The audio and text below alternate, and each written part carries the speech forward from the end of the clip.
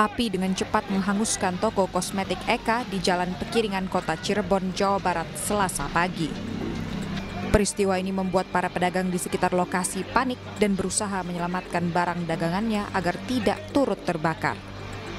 Kencangnya angin dan padatnya arus lalu lintas di sekitar lokasi kebakaran menyulitkan petugas memadamkan api. Diduga kebakaran disebabkan genset listrik yang meledak. Meski tak ada korban jiwa, namun kerugian ditaksir mencapai ratusan juta rupiah. Masuk ke TKP, kami menemukan 5 unit mobil pemadam kebakaran dari Damkar Kota Cirebon. Dan kita tanya pengalaman kemarin di sebelahnya yang pas tahun Natal itu kita kesulitan persediaan air, makanya kita maksimalkan kendaraan yang banyak. Ya, kami minta bantuan ke Damkar Kabupaten untuk bisa membantu kami, dan alhamdulillah dalam 20 menit api bisa kita kendalikan, kita lokalisir, tidak merembet ke yang lain. Berapa unit Pak? Yang 7 unit. Jalan Pekiringan memang dikenal sebagai pusat perbelanjaan padat penduduk yang beberapa kali mengalami kebakaran. Sebelumnya, kebakaran terjadi di sebuah toko mainan saat malam misa Natal lalu. Dari Cirebon, Jawa Barat, Miftahudin, iNews melaporkan. Kita ke informasi pertama, pemirsa. Rumah bedengan 6 pintu di Kota Bengkulu ludes terbakar. Api diduga berasal dari anak-anak yang bermain api di dalam kamar salah satu bedengan.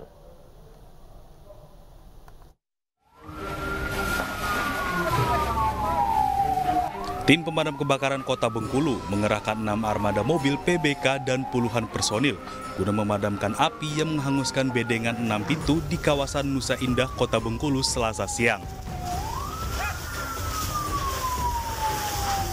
Api dengan cepat membakar seluruh bagian bedengan, terutama bagian atap dan plafon bangunan yang terbuat dari material kayu dan papan yang mudah terbakar.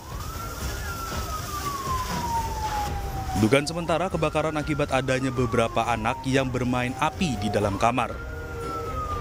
Bahwa ada anak-anak yang main di kamar, mungkin main api, hingga terbakar kasur dan menyebar ke tempat-tempat tetangga-tetangga yang kiri kanan. Tidak ada korban jiwa dalam peristiwa ini setelah warga dengan cepat mengamankan 3 orang anak yang berada di dalam bedengan. Sementara itu, kerugian ditaksir mencapai ratusan juta rupiah. Dari Kota Bengkulu, Endro Dwirawan, iNews melaporkan. Pemirsa, seorang pemuda nyaris diamuk massa di tengah kepanikan warga saat terjadi kebakaran di Balai Kambang, Kramat Jati, Jakarta. Pemuda tersebut diamankan warga karena diduga akan mencuri di lokasi kebakaran.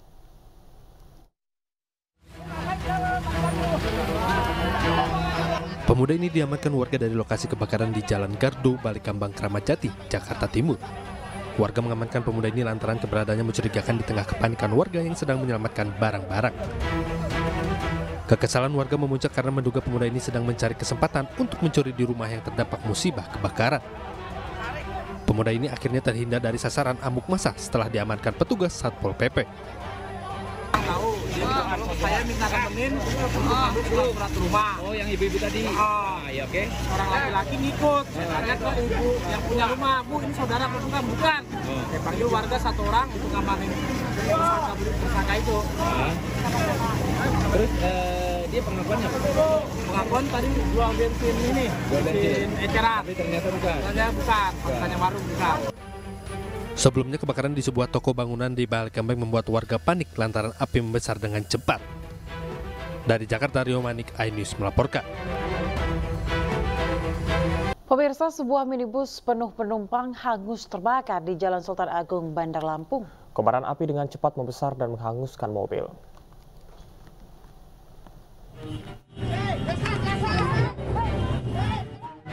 Kobaran api dengan cepat membesar dari bagian mesin mobil yang diduga akibat korsleting. Kejadian berawal saat dirinya bersama keluarga pulang liburan tahun baru dari kawasan wisata Waterpark Karanganyar, Lampung Selatan. Saat dalam perjalanan pulang, mobil yang dikendarai korban tiba-tiba terbakar. Api dan asap yang muncul seketika langsung menghanguskan seluruh bagian mobil. Kebakaran terjadi diduga akibat mesin mobil terlalu panas. 2 unit mobil damkar dikerahkan untuk memadamkan api. Langsung spontan dia, asap dari kabel depan kayaknya. Langsung berhenti, berhenti dadakan lah, nggak bisa diselamatin, buka kap nyampe tangannya. Jadi awal api itu dari bagian depan? Dari bagian depan. Ada ledakan nggak Bang? Nggak ada.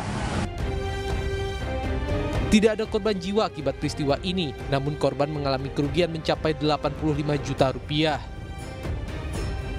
Dari Bandar Lampung, Andreas Avandi, iNews melaporkan. Pasca gempa Sumedang, puluhan rumah di Kecamatan Tanjung Siang, Subang, Jawa Barat rusak. Puluhan rumah warga yang berbatasan dengan Kabupaten Sumedang retak parah hingga dinding rumah ambruk.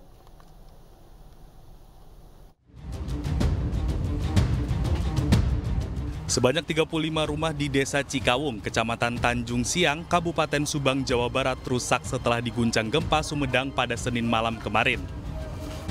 Puluhan rumah warga rusak karena berada di perbatasan dengan Sumedang yang menjadi sumber gempa. Dari 35 rumah, 7 diantaranya rusak berat.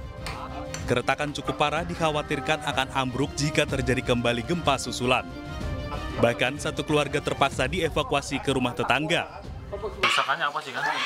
Ini aja paling depan sama kacanya satu. Roboh gitu? Ya, tembok roboh.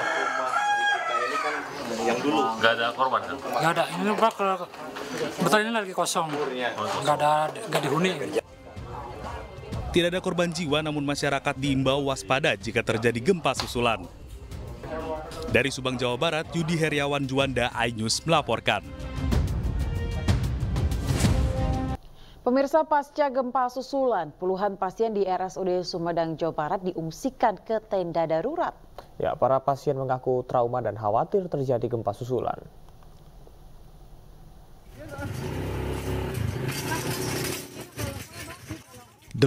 Empat pasien yang sedang menjalani perawatan di Rumah Sakit Umum Daerah Sumedang kembali diungsikan ke tenda darurat. Hal ini dilakukan pasca gempa susulan berkekuatan 4,5 skala Richter mengguncang Sumedang pada Senin malam. Saat kejadian, sejumlah pasien di lantai 2 rumah sakit mengaku panik. Mereka bahkan memberanikan diri untuk keluar sendiri dari rumah sakit meski dalam kondisi perawatan. Akibatnya, para pasien dan keluarga mengaku trauma serta khawatir akan terjadi gempa susulan. Kalau sekarang yang mendingan di sini dulu. Di sini aja ya. Kenapa Bu? Masih ada trauma. Masih ada trauma ya? Ya panik, makanya saya turun sendiri ke bawah. Bukan itu katanya harus menyelamatkan diri aja ke bawah. Rencananya penempatan pasien di tenda darurat akan terus dilakukan hingga kondisi wilayah Sumedang dipastikan aman dari gempa. Dari Sumedang, Jawa Barat, Beben HVA, iNews melaporkan.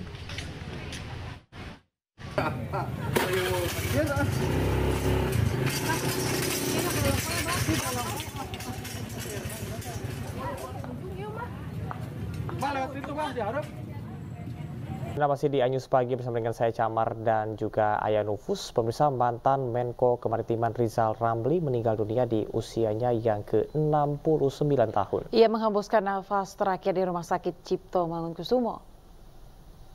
Rizal Ramli meninggal pada Selasa malam, tepatnya pada pukul 19:30 waktu Indonesia Barat di RSCM Jakarta.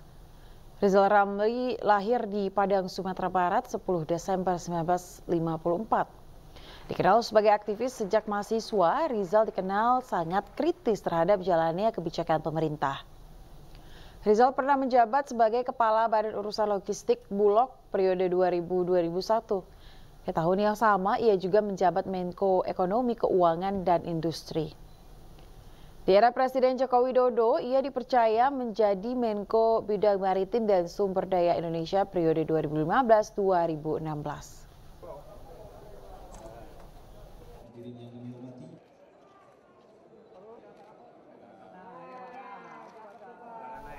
Jenazah Rizal Ramli, pemirsa, tiba di rumah duka Rabu dini hari pukul 00:55 waktu Indonesia Barat.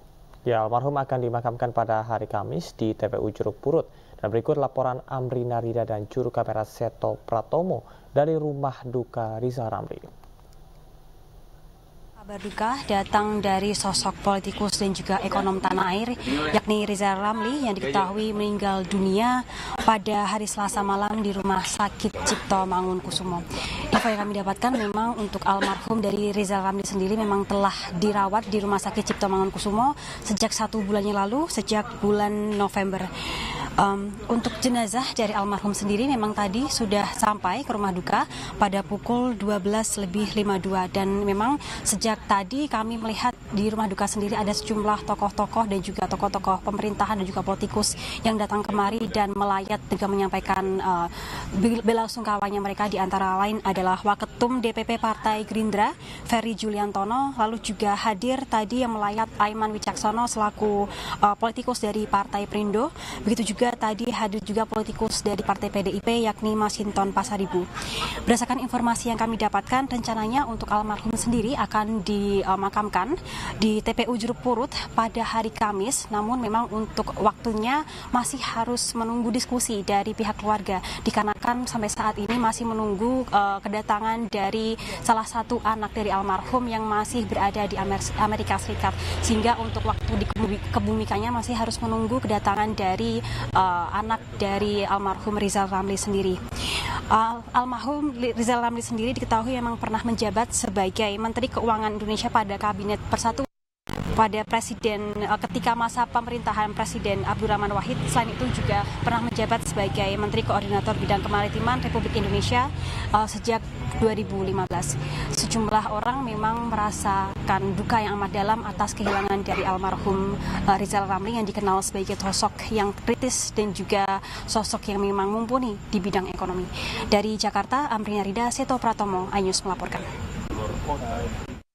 Kita ke informasi terkait dengan pemilu. Pemirsa, Badan Pengawas Pemilu Jakarta Barat berencana melakukan pemanggilan ulang kepada partai dan caleg yang alat peraganya menimpa pengendara motor di Kembangan, Jakarta Barat. Ya, menurut Bawaslu, jika sudah membuat orang lain celaka atau terluka, bisa menjadi ranah pihak kepolisian untuk memberikan sanksi.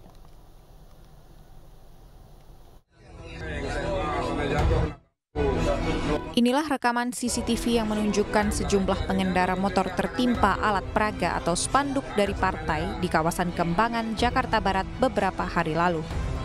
Badan Pengawas Pemilu Jakarta Barat berencana akan memanggil ulang pihak pemilik spanduk yang mencelakai pengendara.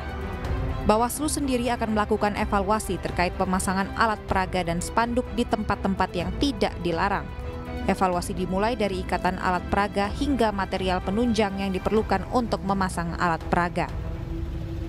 Yang jelas-jelas tempat yang dilarang itu adalah sarana pendidikan, tempat ibadah, sarana pemerintah, terus kemudian juga jalan-jalan protokol, flyover, kemudian juga JPO, rumah sakit, ya fasilitas pemerintah itu memang semuanya dilarang gitu. Terkait peristiwa ini, Bawaslu hanya bisa memberi sanksi administratif. Jika dirasa sudah merugikan dan membahayakan nyawa, maka kasus ini akan diserahkan ke pihak kepolisian. Dari Jakarta, Rizky Falufi, iNews melaporkan. Belasan oknum anggota Satpol PP Garut menyatakan dukungannya kepada Gibran, cawapres nomor urut 2. Video para pegawai pemerintahan tersebut viral dan membuat gaduh suasana politik di Kabupaten Garut.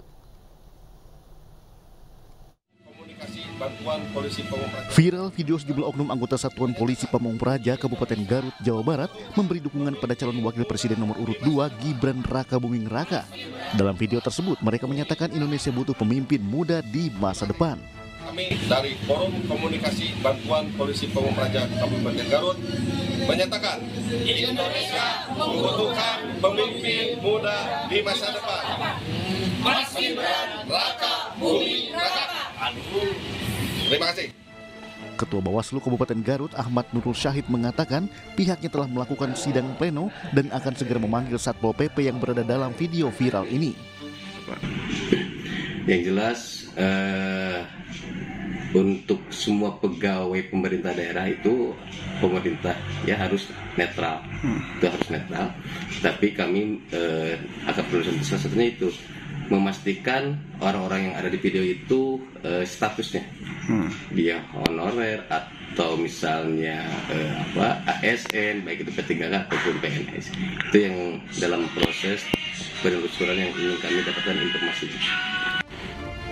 Video dukungan oknum Satpol PP ini membuat gaduh karena ketidaknetralan ASN. Sementara pihak Pol PP Garut belum memberikan konfirmasi terkait kebenaran video yang viral ini. Pemirsa, 6 oknum TNI ditetapkan sebagai tersangka buntut penganiayaan relawan Ganjar Mahfud di Boyolali, Jawa Tengah. Kini mereka ditahan di Denpom 4 Surakarta.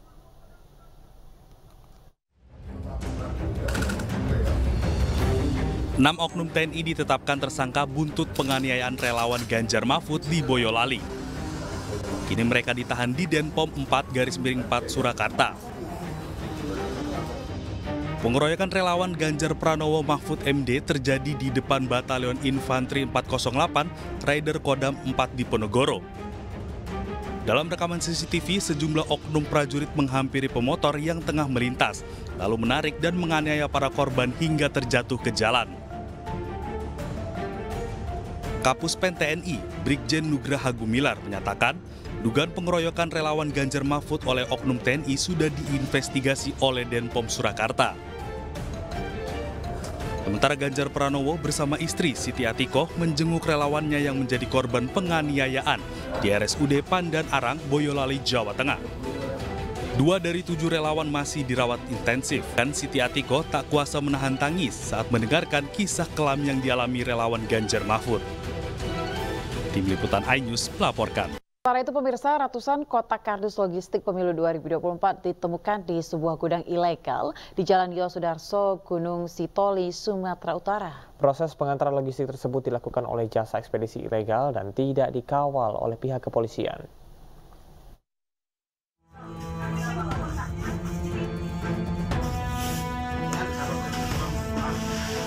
Badan Pengawas Pemilu dan pihak kepolisian menemukan gudang ilegal tempat penyimpanan logistik pemilu 2024 di Jalan Yosudarso, Gunung Sitoli, Sumatera Utara.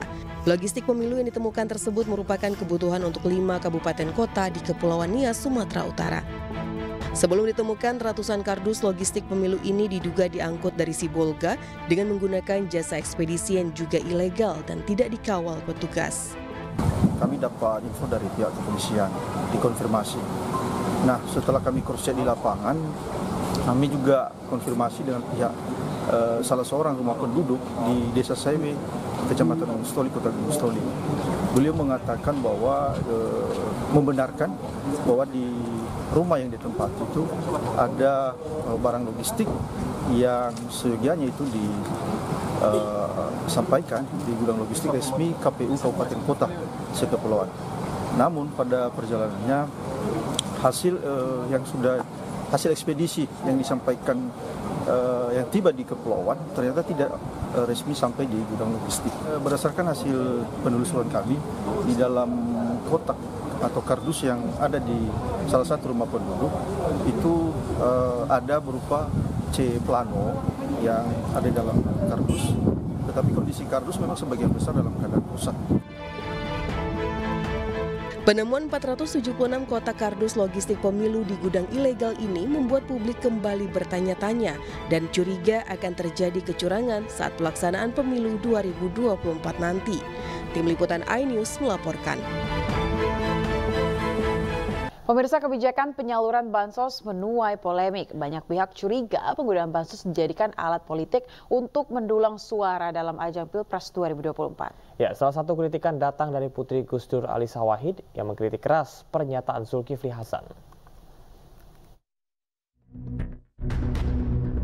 Bansos sama BLT siapa? Yang suka sama Jokowi angkat tangan.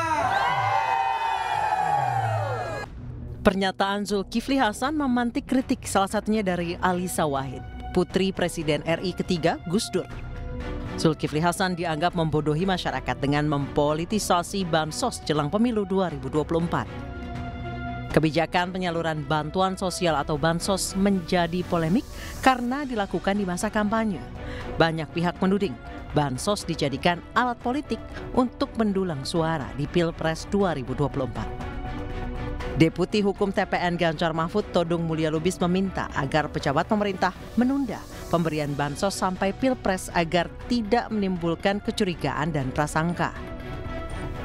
Sementara Ketua Tim Penjadwalan TPN Ganjar Mahfud Arya Bima menegaskan bahwa Bansos adalah program negara, bukan milik perorangan. Klaim-mengklaim soal Bansos yang itu adalah Bansos adalah program negara, program yang disetujui antara pemerintah dan DPR, ya. Tidak dari pemerintah saja. DPR menyetujui anggaran dan dilaksanakan. Jangan sampai klaim-mengklaim aparat dengan Bansos ini hanya akan dijadikan sebagai komoditas elektronik. Berbanding terbalik dengan tim kampanye nasional Prabowo Gibran yang menyatakan penyaluran Bansos tidak boleh ditunda. Bansos dinilai amat dibutuhkan masyarakat prasejahtera saat ini. Bansos dari pemerintah memang sangat dibutuhkan, namun jangan sampai disalahgunakan. Penyelenggara dan pengawas pemilu harus lebih bersikap proaktif dalam mengantisipasi hal-hal yang tidak diinginkan, agar pemilu dapat berjalan tanpa kecurigaan, bahkan kecurangan. Tim Liputan iNews melaporkan. Capres Partai Perindo nomor urut 3 Ganjar Pranowo akan membahas isu-isu krusial saat debat Capres ketiga 7 Januari mendatang, dan isu-isu tersebut termasuk kebutuhan dasar alutsista hingga kondisi pekerja migran Indonesia.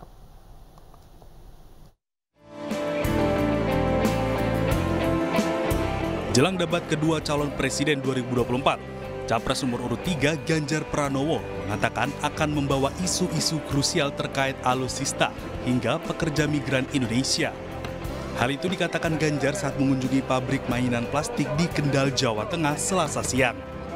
Menurut Ganjar, kebutuhan dasar alutsista dari 3 matra, yakni darat, laut, dan udara, harus dipersiapkan secara matang untuk memperkuat pertahanan Indonesia. Ganjar juga meyakini bahwa Indonesia bisa memiliki kemampuan untuk memproduksi sendiri alutsista. Bagi masyarakat Indonesia, Pak, terkait dengan pertahanan dan keamanan? Oh, banyak sekali kalau kita bicara dari sisi alutsista dan kebutuhan dasar yang mesti terpenuhi, maka matra darat, laut, udara sekarang mesti kita siapkan sungguh-sungguh. Dan yang kita tanya adalah penggunanya. Jangan sampai penggunanya tidak siap. Karena kalau kita mau bicara transisi alutsista, maka transisinya jangan kejauhan karena peralatan alutsista makin hari makin modern. Yang kedua, tentu kita berbicara soal industri pertahanan dalam negeri yang sebenarnya kita punya kemampuan. Kalaulah kebutuhan itu tinggi, kan lebih produksinya juga ada di dalam negeri. Itu salah satu contoh. Tapi dari sisi polugri yang lain, memang ada yang kepentingan. Selain alutsista, Ganjar Pranowo juga akan membawa isu penting lain terkait pekerja migran Indonesia, perbatasan negara, dan organisasi internasional. Semua isu tersebut akan dikemukakan Ganjar saat debat kedua Capres yang rencana akan berlangsung pada 7 Januari mendatang. Semua isu tersebut akan dikemukakan Ganjar saat debat kedua Capres yang rencananya akan berlangsung pada 7 Januari mendatang. Tim Liputan iNews melaporkan. Pemirsa, calon presiden Partai Perindo nomor urut 3 Ganjar Pranowo luncurkan program pemutihan hutang petani pada hari ke-36 kampanye di Desa Wilalung, Demak, Jawa Tengah. Calon presiden nomor urut 3 tersebut menemui para petani beras di Desa Wilalung, Demak, Jawa Tengah. Kunjungan ini sekaligus untuk launching salah satu program unggulannya, yakni pemutihan hutang petani. Program ini tentunya sangat disambut antusias oleh masyarakat, terutama para petani kecil. Bahkan Ganjar berjanji akan menghapus hutang para petani senilai 600 miliar rupiah jika terpilih menjadi presiden.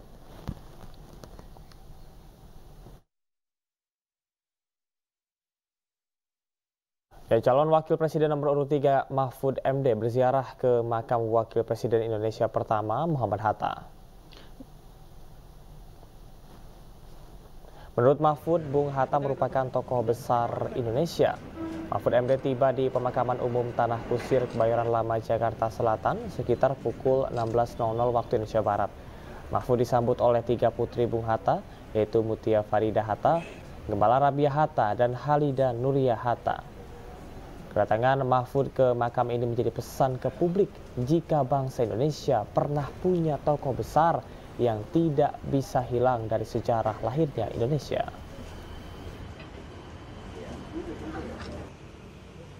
Kita pernah punya tokoh besar, yaitu Bung Hatta yang sampai sekarang tidak hilang dari hati masyarakat dan tidak akan pernah hilang dari tinta emas sejarah lahirnya negara Republik Indonesia, di mana beliau bersama Bung Karno berjuang dengan sepenuh pengabdian kepada nusa dan bangsa sampai mengalami pemenjaraan, pembuangan, kemudian menjadi proklamator dalam tampilan duit. Calon Presiden nomor urut 2 Prabowo Subianto mengunjungi Pondok Pesantren Zainul Hasan Genggong di Probolinggo, Jawa Timur. Dalam pidatonya pemirsa, Prabowo mengajak para santri untuk senantiasa mencintai Indonesia hingga akhir hayat.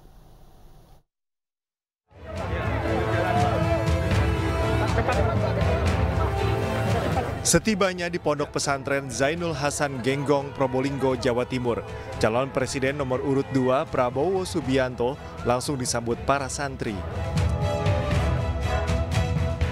Prabowo menghadiri acara haul dan doa santri untuk negeri sambil bersilaturahmi dengan pengurus Ponpes dan sejumlah ulama.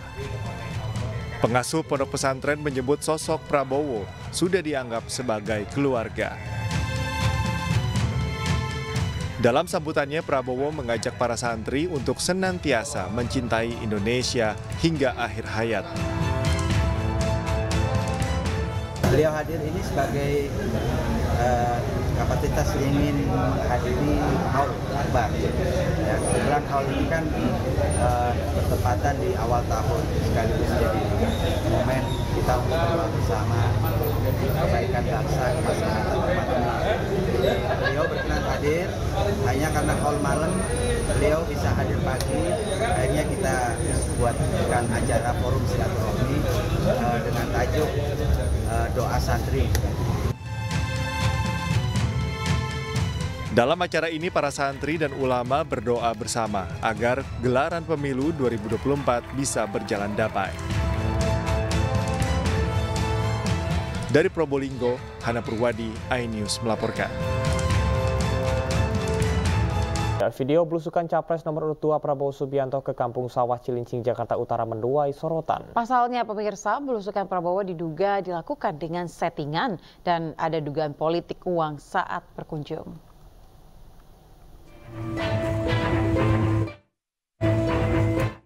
Belusukan Capres nomor urut 2 Prabowo Subianto di Kampung Sawah Cilincing, Jakarta Utara menuai sorotan.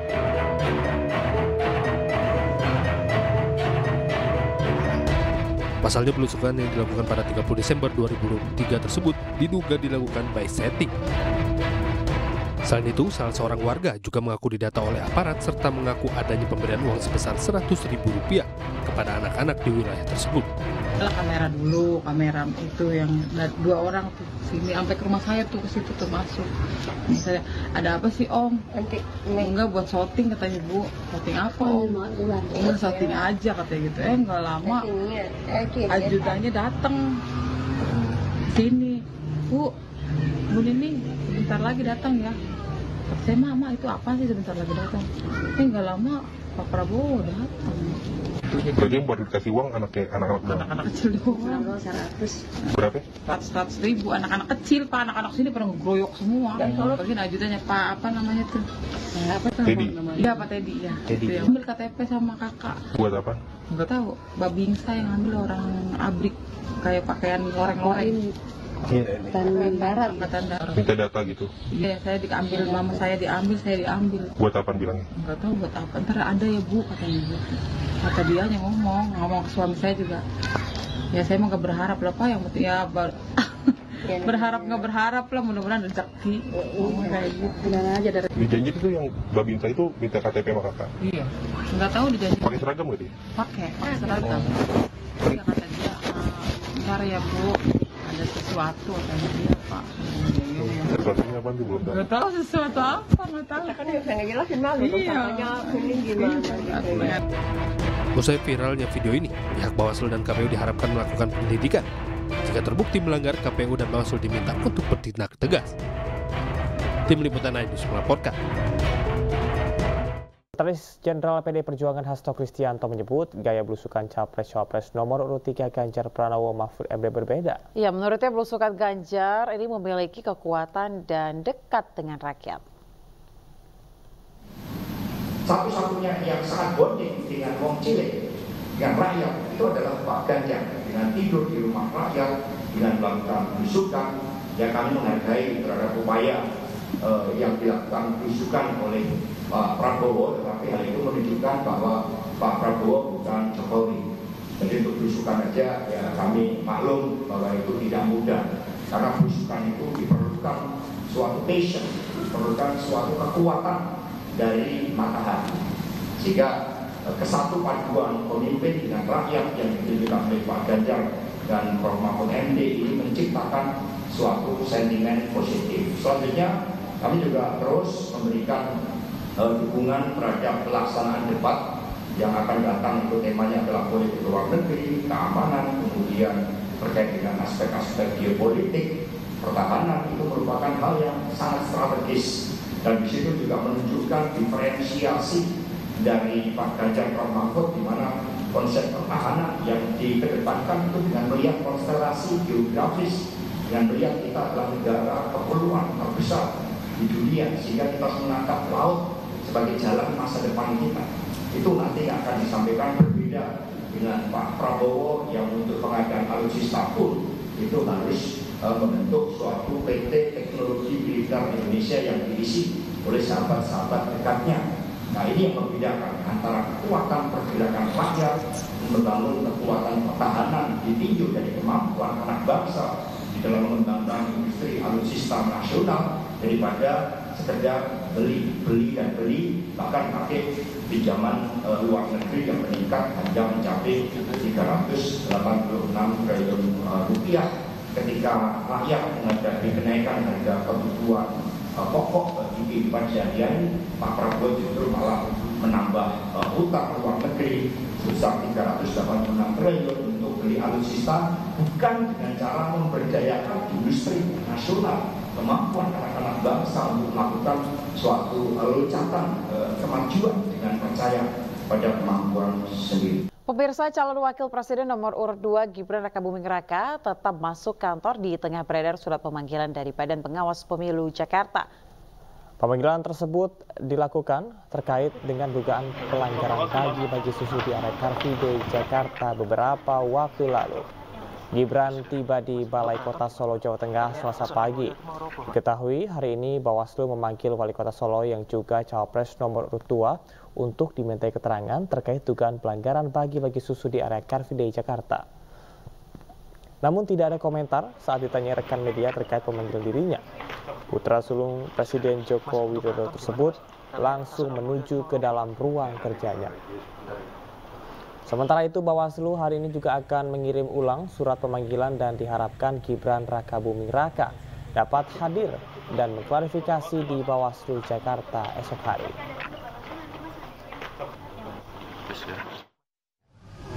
Anda terima surat ini.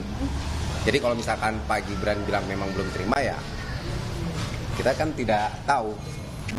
Yang pasti surat itu sudah kita kirim juga kok. Kapan sih Pak izin dikirimkannya? Tanggal 29. Saya udah sering kali bilang ketika saya undang klarifikasi memang tidak hadir, proses kan tetap berjalan. Kan gitu. Ada jadwal pemanggilan ulang Pak? Iya Pak. Ketua, ada jadwal pemanggilan ulang? Ada, hari ini di suratnya akan kita kirim. Rencananya kapan Pak? Ke kantor Selipi dong, ke kantor. Itu sifatnya masih rahasia. Nanti aja tunggu besok. Kalau memang nanti Mas Gibran datang, kita tunggu nanti hasil klarifikasinya seperti apa, dan nanti kan kita akan ada. Jumlah pihak menduga narasi Pilpres 1 putaran sengaja dikeluarkan paslon nomor urut 2 Prabowo Gibran untuk membangun opini publik melalui lembaga survei. Terkait hal itu, pemirsa, Sekjen PDI Perjuangan Hasto Kristianto mendorong adanya komite independen untuk mengawasi lembaga survei agar tidak mencederai demokrasi.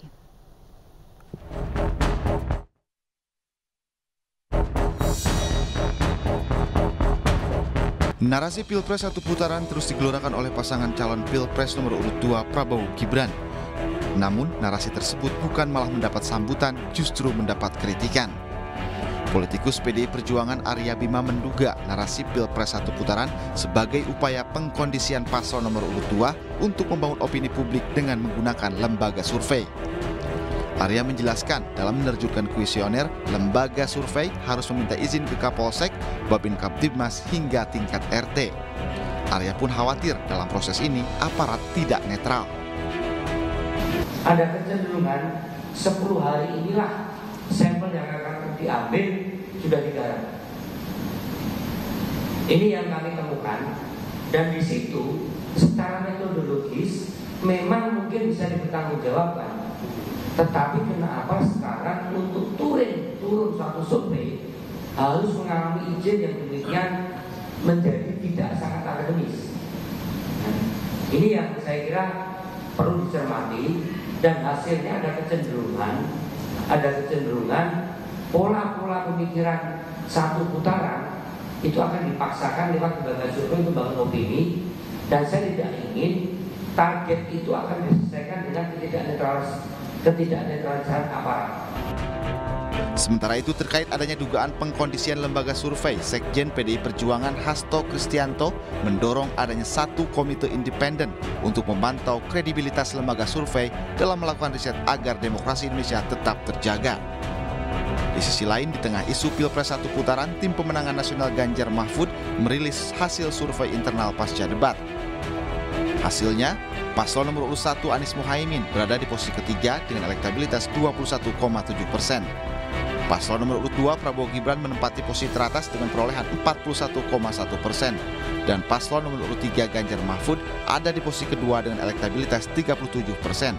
Dari hasil survei ini, Pilpres 2024 mustahil berlangsung satu putaran. Tim Liputan iNews melaporkan.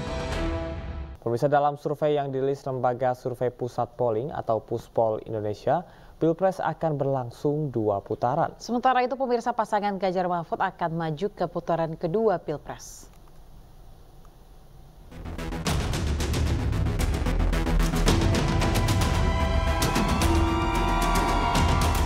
Memasuki awal tahun 2024, Lembaga Survei Pusat Polling atau Puspol Indonesia merilis hasil survei terbaru Pilpres 2024. Dari hasil survei tersebut, elektabilitas paslon Capres-Cawapres nomor urut 1, Anies Baswedan Muhaimin Iskandar meraih 26,1%. Pasangan nomor urut 2, Prabowo Subianto Gibran Rakabuming Raka meraih 41,0%. Sementara pasangan nomor urut 3, Ganjar Pranowo Mahfud MD meraih 27,6%.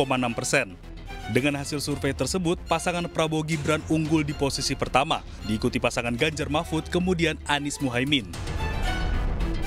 Dengan perhitungan hasil survei hingga saat ini, dapat diperkirakan Pilpres tidak akan berlangsung satu putaran. Jika survei berlangsung 2 putaran, Prabowo Gibran dan pasangan Ganjar Mahfud akan melaju ke putaran kedua. Pemirsa, kita ke informasi lainnya. Malam pergantian tahun baru di Makassar, Sulawesi Selatan dipusatkan di Tugu Mnek, kawasan CPI. Ya, kemeriahan tahun baru antara warga dengan wali kota Makassar terjadi di ikon kota Makassar.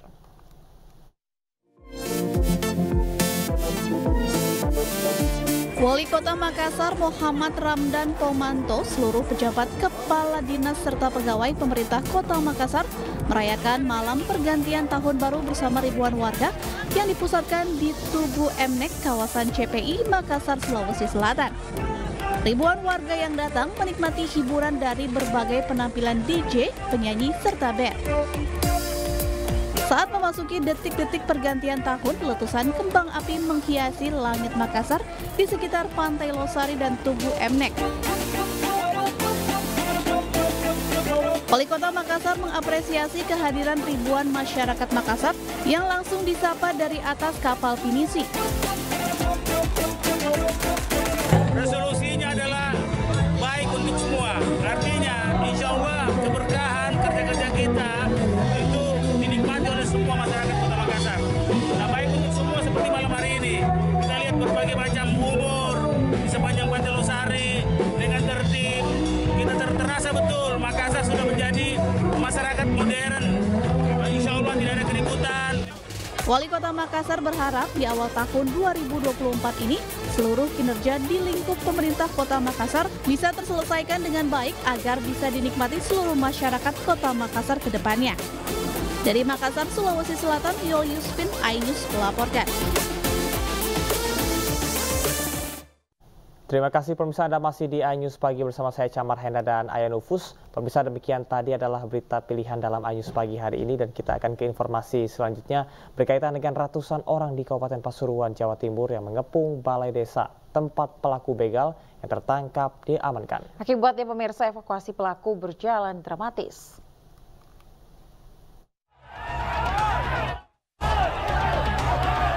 Saling dorong antara aparat kepolisian dengan warga terjadi di Balai Desa Sumberjo, Kabupaten Pasuruan, Jawa Timur.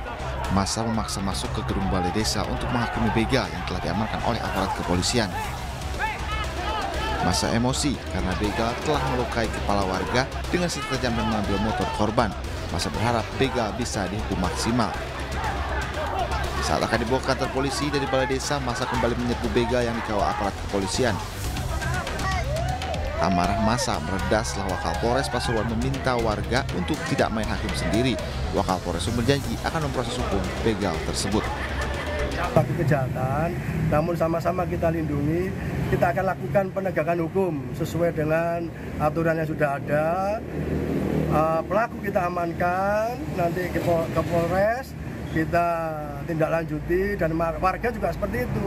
Kita jaga supaya tidak ada benturan antara masyarakat dengan aparat, karena kita sama-sama adalah tujuannya untuk kebaikan.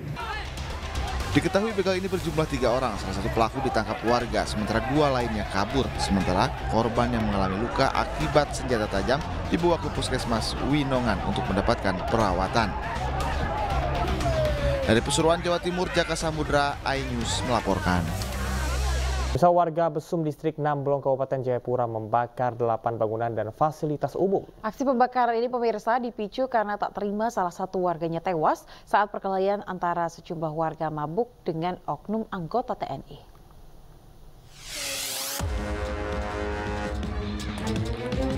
Delapan rumah termasuk balai desa, pos polisi dan rumah warga hangus terbakar akibat amuk massa pada Senin. Aksi pembakaran ini terjadi usai ada perkelahian antara anggota Babinsa Sertu Ade dengan beberapa warga yang dalam keadaan mabuk akibat miras. Meski sudah diperingatkan, Sertu Ade malah diadang dan dikeroyok. Untuk membela diri, Sertu Ade kemudian menggunakan senjata tajam dan mengakibatkan seorang warga DB terluka. Meski sempat dibawa ke rumah sakit, namun nyawa DB tak tertolong sehingga memicu kemarahan keluarga DB dan melakukan aksi pembakaran. Terjadilah pemukulan orang mabuk ini kepada anggota Babinsa yang sedang menggunakan pakaian dinas. Kembali ternyata ada teman-temannya datang yang sama-sama mabuk. Dan terjadilah pengeroyokan yang Babinsa ini dikeroyok.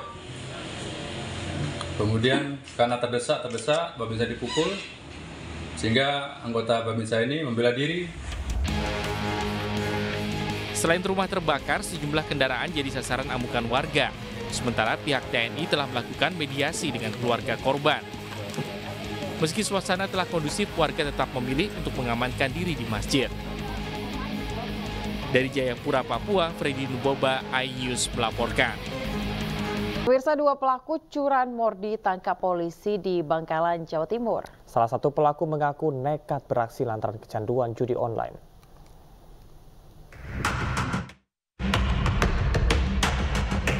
Petugas unit Resmob Polres Bangkalan menggerebek MU tersangka pencurian motor di rumahnya di kawasan Socah, Bangkalan, Madura, Jawa Timur. Meski sempat berusaha memberontak, namun tersangka tak bisa berkutik karena sudah dikepung polisi. Penggerebekan ini dilakukan usai polisi menangkap tersangka lain berinisial BA. Sebelumnya, aksi pencurian motor yang dilakukan pelaku MU terekam kamera CCTV di sebuah warga di Kecamatan Socah, Bangkalan. MU beraksi bersama rekannya BA. Usai memastikan kondisi sepi, MU kemudian membawa kabur motor milik warga tersebut. Tersangka mengaku sudah beraksi di 6 TKP berbeda. Hasil penjualan motor curian ia gunakan untuk bermain judi online. Ya, jadi dari keterangan tersangka, salah satu tersangka ini, hasil keuntungannya itu dipakai buat judi slot. Jadi sekali pasang itu 750.000 dan selama ini ya tidak pernah menang. Jadi habis kalah dipakai lagi buat nyolong sepeda motor. Akibat perbuatannya, kedua tersangka terancam hukuman maksimal 9 tahun penjara. Dari Bangkalan, Jawa Timur, Taufik Syahrawi, iNews melaporkan.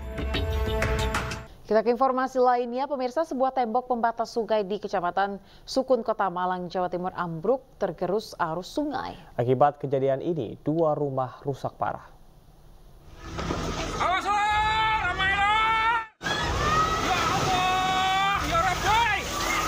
Inilah detik-detik ambruknya pagar pembatas sungai di Gang Makam, Kecamatan Sukun, Kota Malang, Jawa Timur, Selasa siang. Ambruknya tembok akibat tergerus oleh aliran sungai yang deras. Akibat kejadian ini, 2 rumah rusak parah dan penghuni terpaksa mengungsi ke lokasi yang lebih aman. Menurut warga, sebelum tembok ambruk, sempat terdengar suara gemuruh. Hingga saat ini, warga masih khawatir akan terjadinya longsor susulan. Bawaannya itu kalau kayak mau jatuh sedikit-sedikit. Terus ganti-ganti warga itu keluar semua. Jadi itu gak lama orang-orang banyak yang kesini. Itu menyaksikan ini bangunannya roboh. Kurang kuat. Sehingga ketika hujan mungkin memadat menjadi berat ambrol. Dan ambrol menimpa 3 rumah. Menimpa rumah yang ditempati 3 kepala keluarga.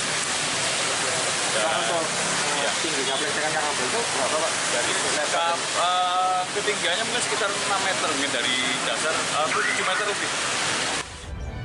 Merespon laporan warga, Badan Penanggulangan Bencana Daerah atau BPBD Kota Malang segera mengerahkan tenaga untuk proses evakuasi material pasca longsor. Dari Malang, Jawa Timur, Saif Hajarni, iNews melaporkan. Warga Jember, Jawa Timur resah menyusul keberadaan kera ekor panjang yang berkeliaran di pemukiman. Kera tersebut diduga kelaparan dan mencari makanan hingga ke permukiman warga.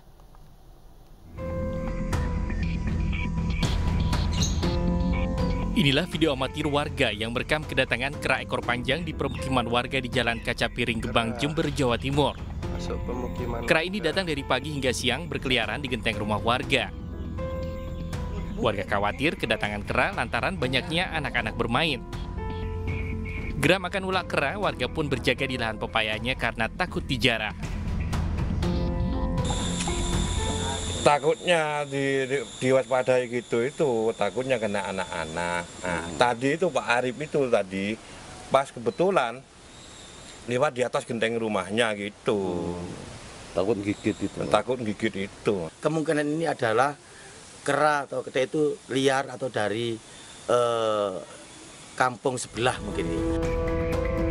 Aparat setempat akan berkoordinasi dengan petugas damkar guna menangkap keberadaan kera ekor panjang yang kian meresahkan. Dari Jember, Jawa Timur, Bambang Sugiarto, iNews melaporkan.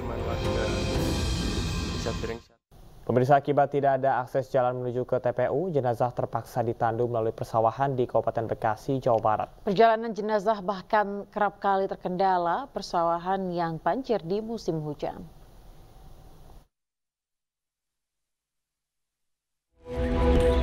Warga beramai-ramai menggotong keranda jenazah seorang warga Kampung Kedung Bokor, Desa Pantai Mekar, Kabupaten Bekasi, Jawa Barat. Mereka melewati area persawahan yang terendam banjir. Bukan untuk menyingkat jarak, warga terpaksa melalui area persawahan akibat tidak ada akses jalan menuju ke TPU. Kondisi ini sudah dirasakan warga setempat selama puluhan tahun. Setiap ada warga yang meninggal, harus melalui jalur persawahan tersebut. Kondisi ini semakin sulit karena area persawahan kerap banjir saat musim hujan. Waktu saya ke pemakaman tuh kayaknya yang saya rasakan tuh ya sulit. Soalnya ya keadaan dalam perjalanan seperti itu. Ya kan, tidak layak lah ya kan. Orang sampai loncat-loncat ya kan ke ituan buat itu. Saya pun bawa mayat sampai kena lumpur segini. Ya kan, berat perasaannya kan. Berarti akses tersebut nggak ada untuk jalan ya Pak? Nggak ada Pak. Warga berharap pemerintah setempat membuat akses jalan menuju tempat pemakaman umum untuk mempermudah prosesi pemakaman bila ada warga yang meninggal. Dari Kabupaten Bekasi, Jawa Barat, Ahmad Jauhari Lutfi, iNews melaporkan.